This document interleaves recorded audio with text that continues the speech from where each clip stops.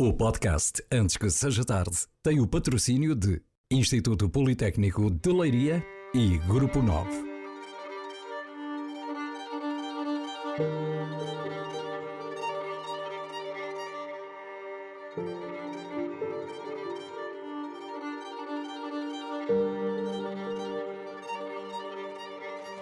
Neste episódio do Antes que seja tarde, damos as boas-vindas a Teresa Coelho, a quem eu começo por pedir para se apresentar. Antes de me apresentar, eu queria agradecer ao diretor da região de Leiria e a toda a sua equipa o convite para estar aqui presente nas comemorações. Nós é que agradecemos a disponibilidade, Teresa. Do Dia da Mulher. Já em 2020, no ano da Covid, participei nas comemorações do Dia da Mulher deste importante órgão de comunicação social da nossa região e é um gosto participar nestas comemorações. Eu chamo-me Teresa Coelho, solteira, Teresa Coelho Pedro, de casada, sou natural da Nazaré, o meu marido é natural aqui de Leiria, tenho 2 filhos, a minha filha tem 24 anos, chama-se Maria, e o meu filho vai fazer 21 anos agora, chama-se Tomás. Nasci na Nazaré, vivi na Nazaré até aos 18 anos, à altura em que fui estudar Direito para a Faculdade de Direito da Universidade de Coimbra, permaneci em Coimbra até 1993, depois fui fazer o estágio para Lisboa, fiz o estágio no escritório que foi do Dr. Salgado Zanha, e depois exerci a advocacia nesse escritório. Entretanto, fui convidada para ir para o gabinete do então Secretário de Estado das Pescas, onde permaneci com o Secretário de Estado e com o Secretário de Estado que veio a seguir até ao final do governo de 2002. Depois o meu marido, que trabalhava na altura na Nestlé, foi convidado para ir para a França, a fazer carreira internacional, e eu ainda fiquei um tempo cá em Portugal e depois decidi juntar-me a ele, e fomos eu e a minha filha para a França. Normalmente seria uma adversidade para mim, porque eu não falava francês e ia sozinha com uma menina pequena, mas nós temos que tornar as adversidades em oportunidades, e foi isso que eu fiz. Aprendeu francês? Foi aprender francês? Aprendi a falar francês. Hoje falo francês com facilidade, sou fluente no francês. E tirei o mestrado em Gestão de Recursos Humanos. Eu tinha sido chefe de gabinete e percebi que tinha algumas lacunas, sobretudo na gestão de conflitos e na gestão de equipas. E, portanto, de facto, os franceses têm um pragmatismo. Foi diferente estudar em França e estudar na Universidade de Direito de Coimbra, e, portanto, foi muito bom poder fazer essa formação. Entretanto, trabalhei no Ministério da Administração Interna, mais diretamente com a Proteção Civil e com a Segurança Rodoviária. Depois trabalhei nas florestas, na área das florestas, e depois integrei a DOCA Pesca Portos e Lotas. Fui diretora da região Centro, com as lotas da Nazaré, Peniche e Cascais. E, portanto, estava muito diretamente ligada aqui à pesca da região do Distrito de Leiria. Depois fui subdiretora-geral da Direção-Geral das Pescas e Aquacultura durante 2 anos e tal. Voltei à DOCA Pesca, onde foi criado o Gabinete de Auditoria Interna, o que me permitiu o contacto com todos os portos de pesca do país. Em 2015 fui novamente para chefe de gabinete do Estado das Pescas, e em 2016 fui nomeada presidente do Conselho de Administração da DOCA Pesca. Estive que no fundo era a sua empresa. Que era a empresa de onde eu sou quadro. Fui presidente do Conselho de Administração durante 4 anos e tal. Depois fui nomeada secretária de Estado das Pescas com o então Ministro do Mar, no 22º Governo Constitucional, e depois fiquei no 23º Governo Constitucional com a Ministra da Agricultura e Alimentação. No final do governo voltei à minha empresa, a empresa da qual eu tinha sido presidente, como assessora do Conselho de Administração. Depois, entretanto, percebi que precisava de mudar, ali já tinha feito praticamente tudo o que tinha para fazer, e comecei a concorrer aos concursos que eu achava que me interessavam. Concorri para uma entidade reguladora cá em Portugal. Isto agora recentemente, portanto, falamos. Sim, eu comecei a concorrer o governo acabou a 1 de Abril e, portanto, comecei a concorrer para aí em maio, junho. E concorri para a perita internacional destacada do governo francês em Angola e concorri para uma entidade reguladora. E fiquei nos dois. Optei por ficar cá por razões familiares e ficar cá a trabalhar na entidade reguladora, onde estou agora como consultora sénior. E, portanto, em termos profissionais, é basicamente isto. Como nazarena, adoro a minha terra, tenho muito orgulho de ser nazarena. Porque em todos esses locais é sempre nazarena, não é? Faz sempre questão de sempre. levar a Nazaré consigo. Sim, não é? a Nazaré está comigo, a Nazaré. Nós estamos, as mulheres da Nazaré têm uma forma muito especial de, talvez porque eu desde pequenina, e digo isto muitas vezes, lembro-me de acordar e ainda não havia porto de abrigo, e de acordar de noite com os gritos das pessoas porque tinha havido um naufrágio. E eu acho que isso marca uma pessoa para a vida. Portanto, marca-nos, mesmo na perspectiva de ter que proteger certas comunidades. Eu acho que nós ficamos marcadas, independentemente de sermos... O facto de ser mulher, as mulheres, a sociedade nazarena é muito matriarcal, mas... ficamos marcados, precisamos de proteger as comunidades mais... E, portanto, esse viver a Nazaré vai sendo cumprido, não é? Com a presença no Carnaval, com a subida a São Brás, com visitas regulares à Vila da Nazaré, ao sítio, à Pedreneira, todo aquele ecossistema em que a Nazaré se afirma, em que conquista o mundo inteiro, não é? Isso permanece muito presente no seu dia-a-dia. Sempre. Durante o tempo em que exerci funções mais exigentes do ponto de vista profissional e familiar, muitas vezes familiar, porque o meu marido foi trabalhando cá em Portugal e outras vezes fora de Portugal, e eu tinha 2 filhos pequenos e, portanto, muitas vezes tinha exigências do ponto de vista familiar muito grandes, porque tinha que os acompanhar. Mas sempre e do ponto de vista profissional, muitas vezes tinha que ao fim de semana sair e tinha exigências profissionais. Agora, sempre que possível, e agora que já estou mais livre, venho à Nazaré e voltei a a ter as minhas amigas, a voltar a ir ao Carnaval, que é uma coisa que eu adoro. A minha filha nasceu no dia de São Brás, portanto ficou marcado, o Carnaval está sempre presente e o São Brás está sempre presente na minha vida, porque foi um dos dias mais felizes da minha vida. E, portanto, a Nazaré, eu tenho lá a minha família e é assim, eu digo muitas vezes, a nossa terra não é só a terra onde nós nascemos, são também as terras que nos tratam bem, que nos acolhem bem, e eu disse que fui sempre muito bem acolhida em todas as terras com comunidades pescatórias, mas a nossa terra onde nós nascemos, onde nós crescemos, onde nós temos amigos, onde conhecemos toda a gente e cumprimentamos desde que saímos de casa até que entramos a casa, as pessoas que passam por nós, e é a nossa terra, é o mar. Há uma realidade incontornável na Nazaré, que é a afirmação das mulheres na Nazaré. Nós estamos a conversar no mês em que se assinala o Dia Internacional da Mulher. Vivemos numa realidade onde a discriminação das mulheres é muito, muito grande. Como é que avalia esta realidade? Bom, eu pessoalmente nunca senti discriminação. Tenho 2 filhos, um homem e uma mulher.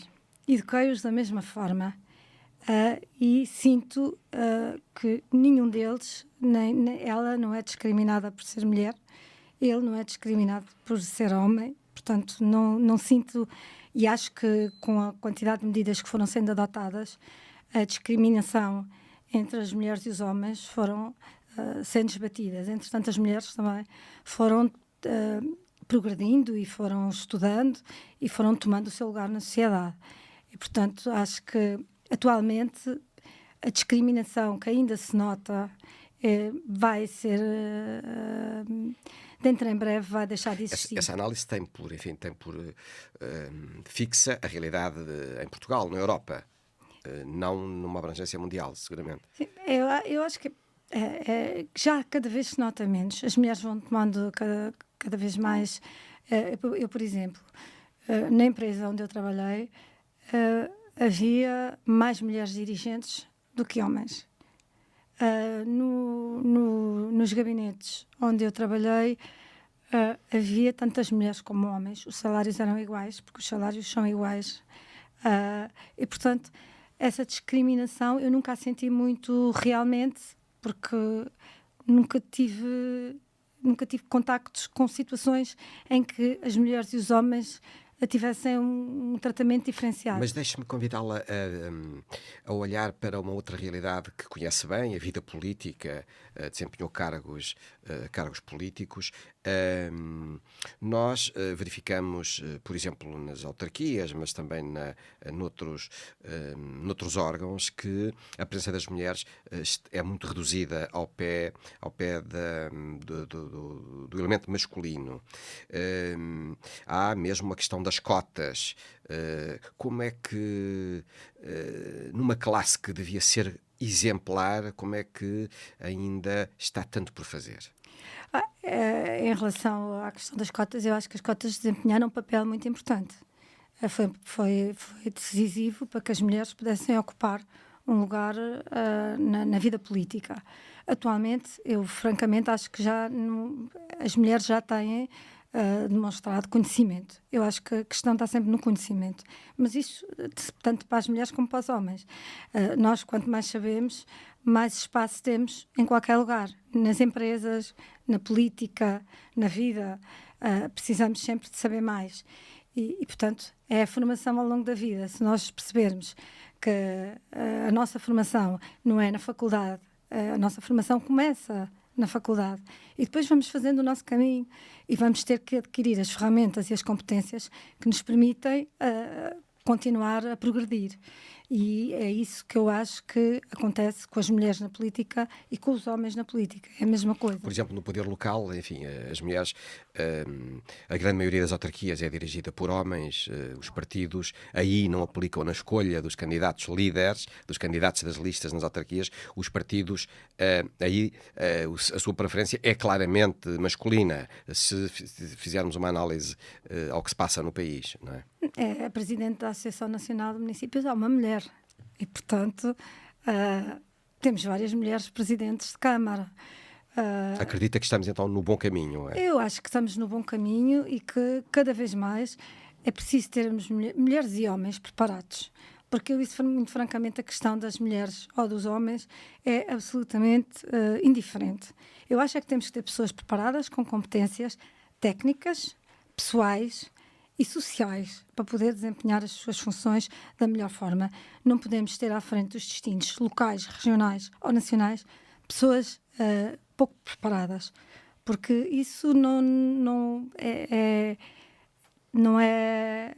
bom para o país. O país tem que ter, e tem muitas pessoas. Nós em Portugal temos muitas pessoas muito qualificadas, com muitas competências, que têm feito percursos, que se têm formado. Nós temos muito boas faculdades e é uma pena estarmos a investir em jovens que depois vão embora e não ficam cá. Temos que captar os talentos e temos que captar os talentos quer para as empresas, quer para a política. Porque também na política é importante ter os melhores talentos, porque na vida política, a política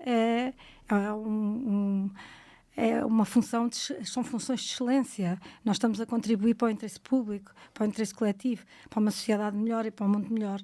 E, portanto, se nós não tivermos os melhores na política, o país vai ter mais dificuldade. As regiões, as autarquias têm mais dificuldade em fazer os seus programas, em planear o seu futuro e o futuro das suas comunidades. Quando olhamos para a realidade, para uma realidade mais macro e quando nos socorremos dos estudos mais recentes, verificamos que no tecido empresarial continua a haver uma discriminação de salários. As mulheres ganham menos.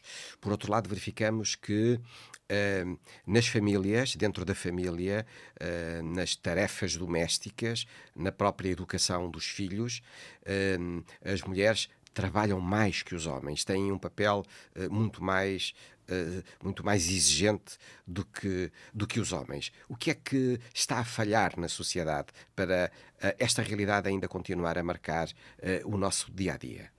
Bom, muitas vezes, por exemplo, na minha vida, eu também... o meu trabalho foi mais exigente, mas foi por opção pessoal. Imagino que era preciso ir ao médico com um dos meus filhos. Era impensável eu pedir ao meu marido, ou dizer ao meu marido, mesmo quando ele queria ir, eu ia sempre. Portanto, muitas vezes nós temos exigências maiores, mas é por opção pessoal. Eu falo por mim, portanto, eu queria levar os meus filhos à escola de manhã, eu sabia que não podia buscá-los à tarde, mas de manhã era eu que ia lá deixá-los. E, portanto, não sei que, eventualmente, há outros casos em que não é assim, mas também sei que há muitos casos, muitas amigas minhas, que é por opção pessoal. Portanto, a mulher e as mães, eu acho que a minha maior realização é ser mãe. Eu, se não fosse mãe, tenho muita pena de não ser mãe, de ter mais filhos. Talvez seja o meu maior... a minha maior frustração é não ter mais filhos. Mas era impensável o meu marido, a não ser que eu não pudesse tudo. Portanto, é assim, eu tive uma vida mais exigente do ponto de vista familiar, porque eu quis. Portanto, defende que estes estudos deviam também tomar o pulso à vontade das pessoas, à vontade das mulheres de assumirem esse protagonismo maior, é isso? Sim, acho que sim, porque, por exemplo, eu falo por mim e falo por muitas mulheres que eu conheço. Amigas minhas que também têm profissões exigentes e que preferem ser elas a tomar, ou pelo menos a partilhar a vida dos filhos e participar sempre. Há coisas que eu nem sequer perguntava ao meu marido. Por exemplo, se os meus filhos, se a médica dizia que era para levar uma vacina, eu nem sequer pensava ponderar, perguntar ao meu marido se era para levar ou não levar. A médica é que sabia, portanto... Era o sentido da mãe protetora, era? Portanto, é assim, eu tive muitas dificuldades e isto é uma mensagem que eu acho que é importante para as mulheres. As mulheres hoje têm muitos problemas, muitas mulheres têm problemas em engravidar. Eu também tive. E também vivi com essa dificuldade de engravidar e de levar para a frente a gravidez.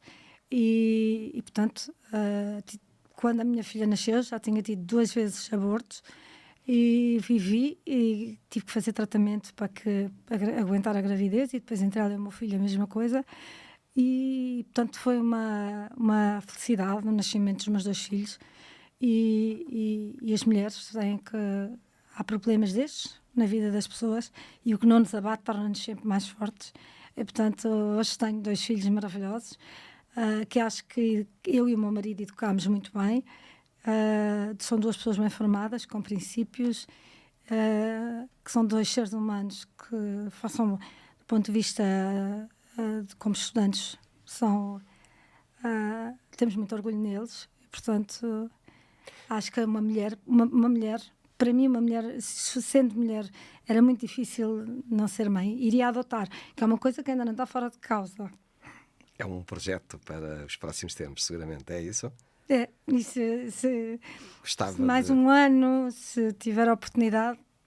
Quando nós olhamos para a discriminação e nos fixamos em geografias mais distantes, na Ásia, no Médio Oriente, em África, podemos constatar que há práticas onde os crimes contra mulheres são brutais. Também os temos cá em Portugal, mas temos, enfim, essas realidades distantes que são realmente de uma brutalidade absolutamente inaceitável, com algumas práticas que estão, inclusivamente, enraizadas na própria sociedade. O que é que mais a revolta quando constata, quando é surpreendida por notícias que nos trazem essas realidades? Olha, eu acho que todos nós devíamos tentar, através das associações de voluntariado, contrariar essas práticas, mas é muito difícil chegar a essas sociedades, porque há práticas que fazem parte da tradição daquelas comunidades e as mulheres aceitam. Agora, o que eu acho é que nós devemos levar... O que me revolta são as próprias práticas, porque acho que não devia ser possível existirem comunidades em que haja práticas dessas. Acho que as mulheres nem sequer devia ser equacionável pensar numa sociedade assim, porque as mulheres são tratadas como objetos e, portanto, não têm direitos. E, portanto, nós lutamos tanto, nós mulheres e na nossa sociedade lutámos tanto para poder ter os nossos direitos. Quando olhamos para essas situações, nós nem sequer partimos de um ponto de partida idêntico àquele, não é? Portanto, As lutas das últimas décadas começaram já num estádio muito mais avançado. Muito mais avançado, claro. Portanto, era bom que nós conseguíssemos levar o conhecimento, o saber a essas populações. Revolta-me muito saber que como é que e isto é uma coisa que eu tenho de transmitir aos meus filhos, porque muitas vezes os miúdos mais novos não percebem que a liberdade, acham que a liberdade é um bem que é adquirido. A liberdade custou a vida a muitos. Eu não sei, agora... E tem que se lutar diariamente para lutar, preservar... Não, para preservar e para respeitar, porque, de facto, a nossa liberdade acaba onde começa a liberdade do outro. E, portanto, nós temos que ter essa noção. E eu acho que as gerações mais novas acham que a liberdade é um bem que é deles, por direito próprio, e portanto... Mas era sobre essa realidade que conhece, que vive, que eu terminava a nossa conversa, o tempo passou a correr, precisamente perguntando-lhe, antes que seja tarde, o que é preciso fazer para que termine de vez a discriminação das mulheres, a exclusão das mulheres de muitos frentes da sociedade. É preciso que as mulheres continuem no caminho que têm feito. Ou seja, as mulheres têm que ser cada vez mais formadas, cada vez tenham mais educação, cada vez tenham mais formação, e entrar nas novas áreas de futuro, terem competências que lhes permitam marcar a sua posição, ter o seu lugar na sociedade e estar ao lado dos homens de igual para igual. Muitas vezes nós queremos sempre tanto que acabamos por querer sempre mais.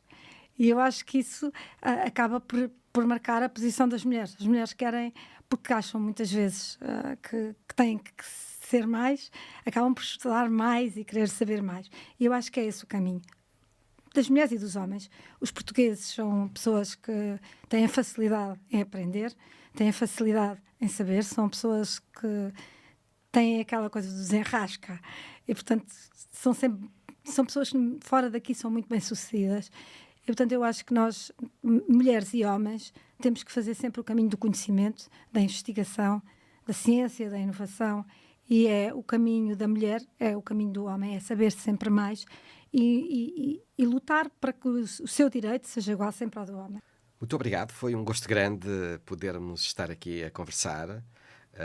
Registamos essas opiniões e esses contributos que muito nos ajudam a descodificar estes tempos disruptivos em que vivemos. Muito obrigado, Teresa. Eu é que agradeço a oportunidade. Muito obrigada.